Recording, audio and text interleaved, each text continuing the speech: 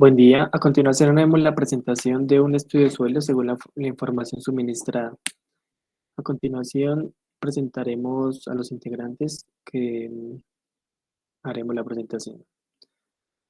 Juan Manuel Suárez, Claudia Marcela Silva Buitrago, Jorge Armando Pérez Martínez. Donde es un trabajo práctico donde se hace la revisión de estudio de suelos, exploración del subsuelo, cálculo y diseño geotécnico para cementación de almacén en Villa del Río, Bogotá. Universidad Militar Nueva Granada, septiembre.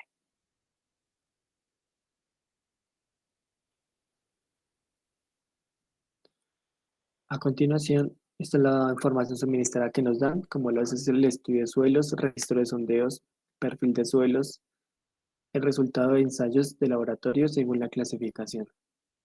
El proyecto establece la construcción de una edificación tipo bodega que contiene elementos estructurales de columna en su perímetro y cuenta con dos columnas centrales. De acuerdo al análisis estructural, se prevé una vía de cimentación continua en el perímetro del proyecto. En la actividad 1 nos dice que revisemos el contenido de esta a la luz de las indicaciones de las normas NSR10 y analizar si se cumplieron todas las especificaciones necesarias o en caso de resaltar la información adicional que debe levantarse. En el numeral H2, el estudio geotécnico define donde nos dice que debe contener mínimo los siguientes aspectos del proyecto, como lo es el nombre del plano, localización, objetivo del estudio, descripción general del proyecto, sistema estructural y evaluación de cargas del subsuelo, resumen del reconocimiento del campo, de la investigación adelantada y del sitio específico de la obra, la morfología del terreno, el origen geológico, las características fisiomecánicas y la descripción de los niveles freáticos o aguas subterráneas con una interpretación de su significado para el comportamiento del proyecto estudiado. De cada unidad geológica o de suelo se hará su identificación, su espesor, su distribución y los parámetros obtenidos de las pruebas y ensayos de campo y en los de laboratorio, siguiendo los lineamientos del capítulo H3 para el análisis de efectos locales. La definición de tipo de suelo se debe hacer siguiendo los lineamientos del numeral H24. Se debe estudiar el efecto de descartar presencia de los suelos con características especiales como suelos expansivos, dispersivos colapsales y los efectos de la presencia de vegetación o cuerpos de agua cercanos. En el estudio de suelos, donde debió definirse o mencionado que es un qué es sistema estructural, donde este no me define qué sistema estructural es, debido a que no me define si es un sistema de cargas de pórtico, un sistema de cargas combinado o un sistema de descargas por muro de carga. Y aparte, definimos que es un sistema estructural porque nos hablan de columnas. En la evaluación de cargas, el estudio de suelos nos da un plano em, según el PDF dado. Aquí nos dan el plano de la estructura que se va a realizar y más abajo nos dan un plano de cargas donde en esta no nos definen si está en kilonewtons o en toneladas o en qué unidades nos dan.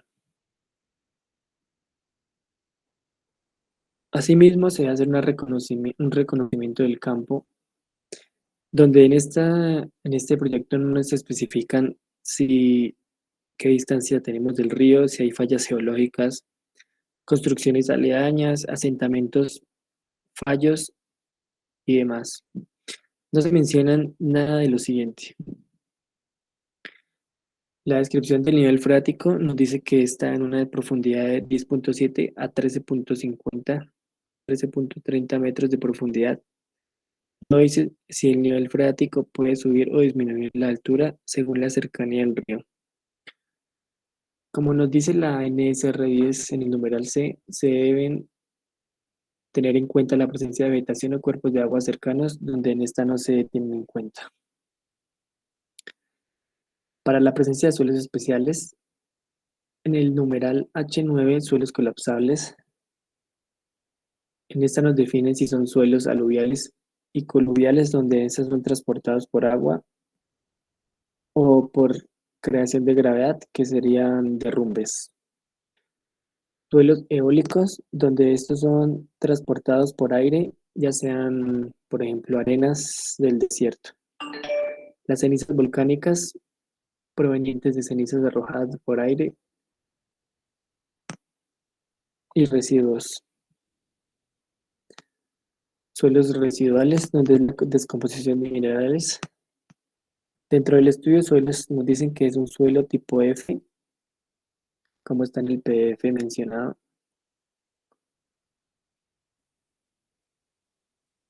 Asimismo, nos dicen que es un suelo colapsable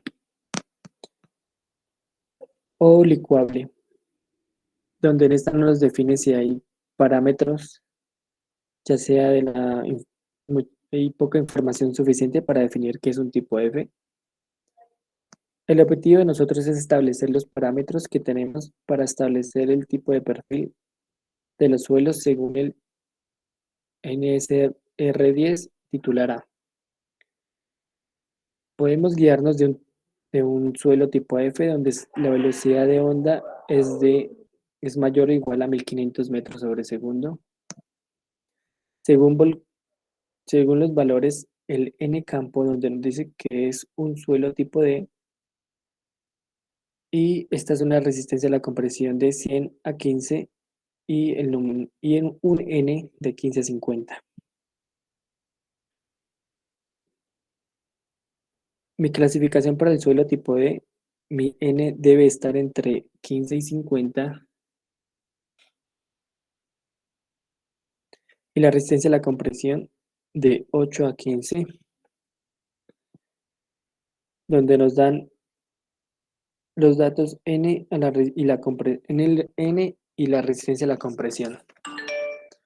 Número de penetración estándar de 8 a 15 me da una resistencia a la compresión entre 80 y 150, por lo tanto, para un perfil de suelo tipo D, mi resistencia a la compresión debe estar entre 50 y 100, donde esta sería un tipo perfil D y no tipo F como se menciona en el estudio de suelos. Donde esta es un suelo tipo F, es algo riesgoso, donde no se podría cimentar.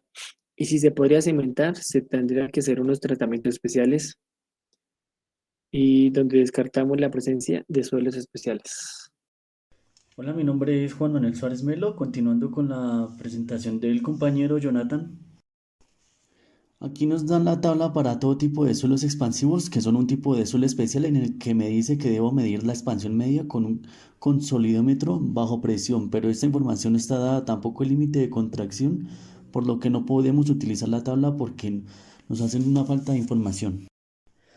El estudio de suelos, además de contar con los numerales ABC antes mencionados por mi compañero Jonathan, también deben contar con estos ítems, el D, L F y el G, donde nos mencionan los análisis geotécnicos, las recomendaciones para el diseño, recomendaciones para la protección de edificaciones y los predios vecinos y las recomendaciones para la construcción o el sistema constructivo. Pero, por ejemplo, justificación de los análisis geotécnicos adoptados que adoptan los aspectos contemplados cuando me dice que yo debo justificar estos criterios es que, por ejemplo, si yo defino un ángulo de fricción en una cohesión de estudio de suelos, yo debo sustentarlo. Por ejemplo, en el estudio de suelos que nos están dando no nos dice que yo tengo una cohesión de 70 y un ángulo de fricción de 0.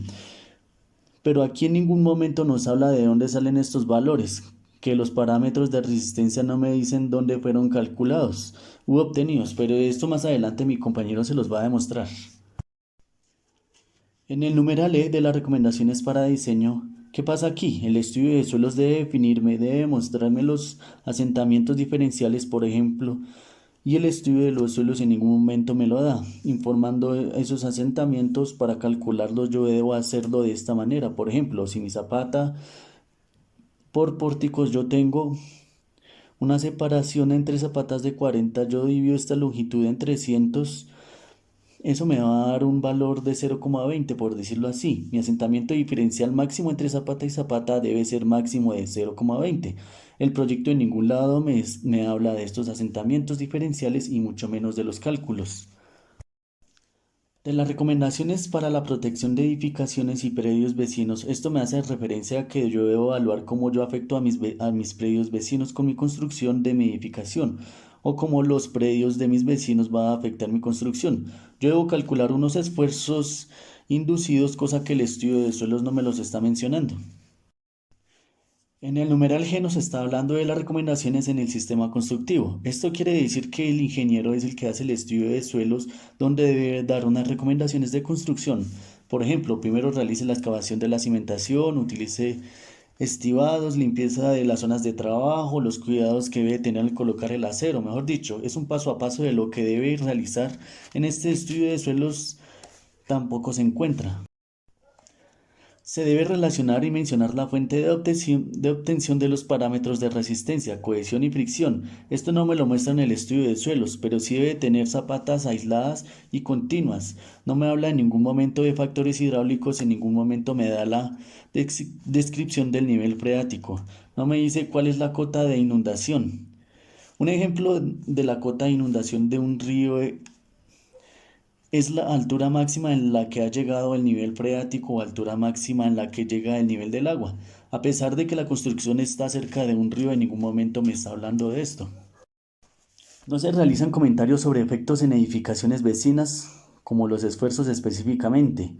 Cuando se hace el estudio de suelos debemos plantear un escenario antes, durante y después de la construcción. Por ejemplo, cómo va a afectar durante la construcción los predios vecinos en consecuencia de las excavaciones, ingreso de maquinaria al proyecto, etc. Y después de la construcción, cómo va a afectar el peso de mi estructura en la estructura de mi vecino, lo que en ningún lado del estudio nos está planteando esta muestra. Esta es la ubicación del proyecto. El estudio de suelos me habla de la unidad de construcción que está dividida por categorías y depende del número de pisos y de las cargas. Resulta que por edificaciones hasta de 3 niveles está categorizado como categoría baja y como categoría media los niveles entre 4 y 10 pisos. Pero yo voy a tener una edificación de un solo piso. Sin embargo, el estudio de suelos lo categoriza como categoría media. Resulta que ellos lo que evaluaron fue las cargas, no por niveles, sino por cargas. Cargas entre 800 y 4000 newtons. La carga máxima por columnas, según el plano del estudio que nos dan es un aproximadamente de 2900 kilonewtons y por eso esta unidad de construcción está clasificada como tipo media. Bueno, cordial saludo, mi nombre es Claudia Silva y voy a dar continuidad con la explicación con la actividad número 2. Acá está. Bueno, la actividad número 2 nos indica: revisa el perfil estratigráfico propuesto e indique si con base en los registros de perforación es viable obtener dicho perfil. Nosotros tenemos unos perfiles de suelos aquí en el estudio de suelos, ¿no? Pero entonces nosotros elaboramos un perfil en AutoCAD con el fin de verificar pues que nos diera, que se acercara a la presentación que teníamos allá, y verificamos que finalmente pues el perfil sí es semejante, sí es parecido, porque sí son las profundidades y la clasificación de los materiales, coinciden estas dos cosas. Entonces, del segundo, del tercero y de este material que tenemos aquí, que está clasificado como una arcilla, por tanto consideramos que este perfil sí está bien hecho y que corresponde a este perfil, porque me concuerdan las profundidades y la clasificación de los materiales. Entonces, en la actividad número 3 nos dice que con base en el perfil propuesto en el estudio, verifique si se cuenta con el peso unitario, ángulo de fricción, el valor de cohesión y otra información geotécnica relevante para cada estrato presente en el perfil de diseño o perfil promedio propuesto. En caso de no contar con dicha información, intente construir un perfil estratigráfico promedio y asigne valores de parámetros de resistencia necesarios. Entonces, nosotros aquí tenemos una tablita donde tenemos los estratos. ¿Sí? Tenemos el estrato 1, 2 y 3. Donde el estrato 1 es una arena arcillosa. El estrato 2 es un limo de baja plasticidad y el estrato 3 es una arena limosa. Entonces, el estrato número 1 tiene un espesor de 1,90 metros. El estrato número 2 tiene un espesor de 3,30 metros. Y el estrato número 3 tiene un espesor de 10,40 metros. Estas son las profundidades. Entonces, el N promedio para ese estrato yo lo obtuve de mi registro de perforaciones. Entonces decimos que le asignamos 15 para el estrato número 1, 14 para el estrato número 2 y 13 para el estrato número 3. Entonces, ¿de dónde obtenemos la densidad? La densidad nosotros la obtenemos con el ensayo de penetración estándar. Hacemos unas correlaciones donde obtengo parámetros como densidad, función, cohesión. Entonces, ¿cómo obtuve la densidad? Tengo este número de golpes. Para un número de golpes entre 10 y 30, la densidad está entre 17,05 y 20,05 kilonewton sobre metro cúbico. Entonces, yo con base en esto tomé una densidad media de 19. Para el estrato número 2, el número de golpes es un poquito menor. Entonces, yo tomé una densidad de 19,5, pues es un poquito menor, pero está más consolidado, más denso, aunque el estrato número 2 lo tomamos de esta tablita, pero pues para solo los cohesivos dice aquí arriba, ¿no? Para un número de golpes promedio de 12 está entre 18 y 22. Por esta razón, tomamos 19,5. Para el estrato número 3, que es una arena, está entre 17 y 20, 20,5. Por eso lo tomamos como 18. El ángulo de fricción interna, yo lo calculé para cada uno con esta formulita, que propuesta por Peck y la cohesión. Tomé la misma cohesión que está en el estudio de suelos. La cohesión varía entre 70 y 100. Según la tabla de la imagen 11, de la imagen 11 del estudio de suelos, que es la que tenemos acá, del estudio del suelo. Mi nombre es Jorge Armando Pérez. Siguiendo con el tema de la exposición, voy a presentarles lo que hicimos en la actividad número 4. En esta actividad, pues, nos decía que con base en los ensayos de laboratorio reportados, indique si es posible clasificar los suelos tal como se indican los formatos del laboratorio, o en dado caso si alguna de la clasificación necesita corrección. Esta diapositiva que estamos viendo aquí, pues es el método unificado para la clasificación de suelos, ¿sí? Y pues es con el cual clasificamos.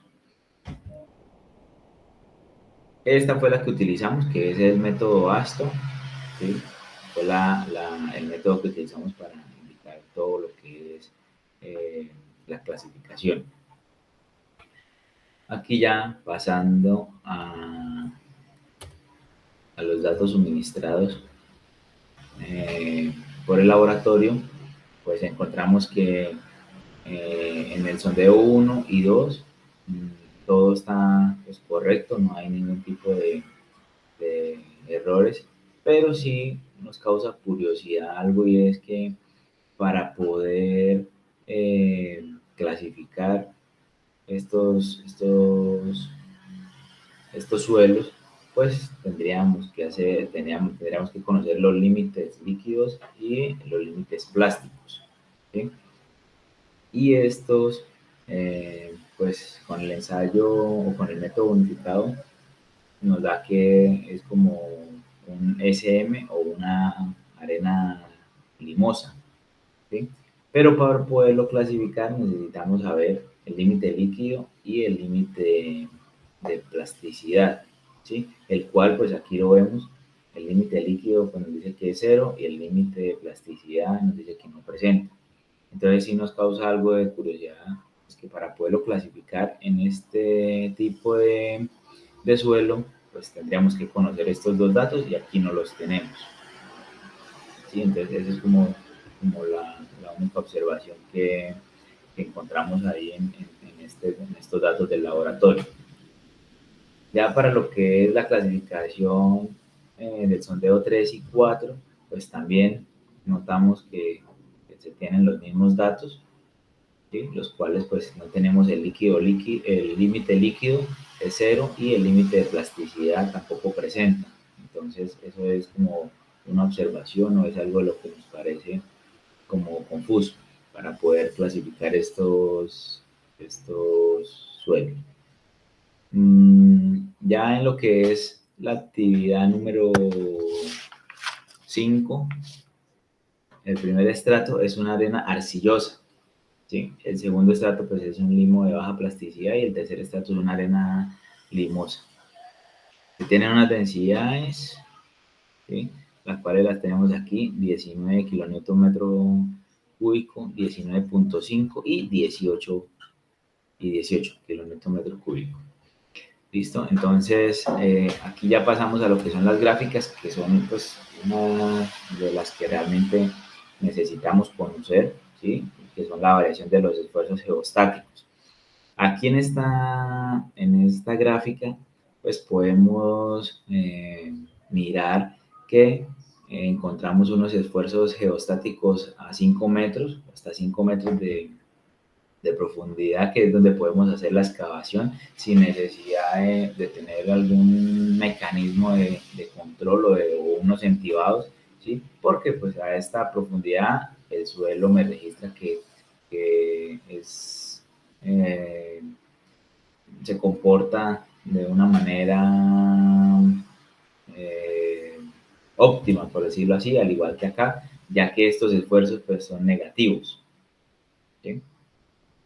Y aquí encontramos ya pues unos esfuerzos positivos y es donde podemos encontrar o podemos saber que a esta profundidad, más o menos 10 metros, pues podemos encontrar alguna zona eh, como inestable.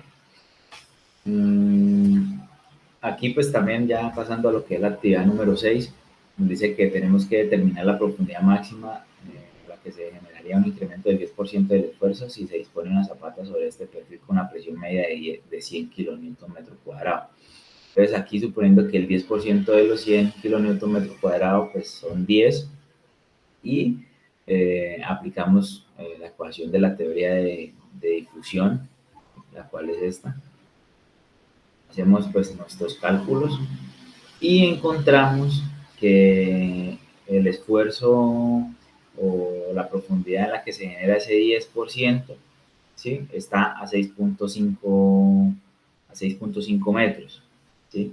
Entonces, eso es lo que podemos encontrar aquí aplicando esta ecuación de la teoría de difusión, lo cual nos permite pues, realizar la conclusión y es que la zapata a nivel del terreno vamos a tener ese esfuerzo, pero encontramos que el esfuerzo disminuye de acuerdo a la profundidad del terreno, ¿sí? Y lo podemos encontrar de que a 6.5 metros, pues solamente vamos a tener un esfuerzo de 10 kilómetros metros cuadrados. Eso es lo que podemos concluir con la realización de estas actividades y bueno, esperamos que sean los estudios acorde con los datos que hemos estudiado durante el laboratorio. Muchas gracias.